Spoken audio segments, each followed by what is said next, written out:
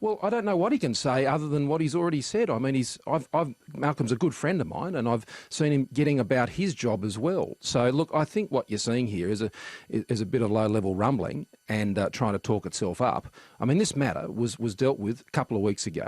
Do you think Tony Abbott will lead you into the next election? That is certainly my hope he will, yes. It's your hope. Do you believe it'll happen? Well, that's a matter for colleagues at the end of the day. But what I've seen Tony doing is focusing on what we need to focus on as a country. Support for families, a jobs package we're working on now, small business package as we lead up into the budget. National security is absolutely top of mind, and there's very good reason for that. And I think he's shown great leadership in that area, in particular where I served with him quite closely in my previous portfolio. But it does seem you can't unequivocally say he will lead into the next election. It's a matter for colleagues. Well, it is a matter for colleagues. If Tony Abbott were to get the tap on the shoulder or to step down, would you be a candidate for any position? Well, you're assuming he'd get a tap on the shoulder. Well, Who's tapping him on the shoulder? That's why I don't get into those sort of hypotheticals. I mean, a tap on the shoulder, a visit in the night, that sounds, not something likely that I can foresee. Would you like to be a leader in the future? Look, anyone who goes into Parliament who says that they don't aspire to do as much as they can in politics is lying to you.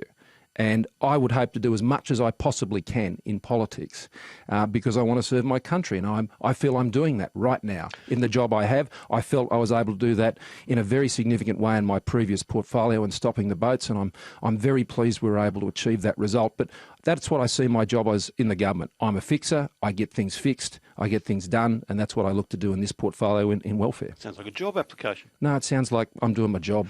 You're the fixer. Do you ring the bedwetters and give them a smack around the ears? You can be confident that I'll be talking to colleagues and encouraging them to stick and hold firm because we've got an important job to do and we can't get that job done if we allow this sort of thing to distract us. Well, so that confirms people are unsettled. If there is a need for you to ring and give them a bash around the ears, then they are unsettled, aren't they? Look, there are a few people who have muttered, but I wouldn't put it much beyond that. I think the substantive view was settled several weeks ago, and those who raised that did it quite openly, did it up front, and I respect the decision of the party room, and so should everyone else. Nothing Malcolm says in this area is ever going to satisfy a journalist on this front, and he gets constantly badgered by it. What about I don't want to be Prime Minister ever, I will never challenge or stand? Well, I think those sort of word games and those sort of tests, frankly, defy credibility. They really do. What do you expect him to say? Oh, there's something on. We can smell it. Well, I think people might want to be entertained by all of that, Neil. But as I said, the time for good government is now, and it's always now.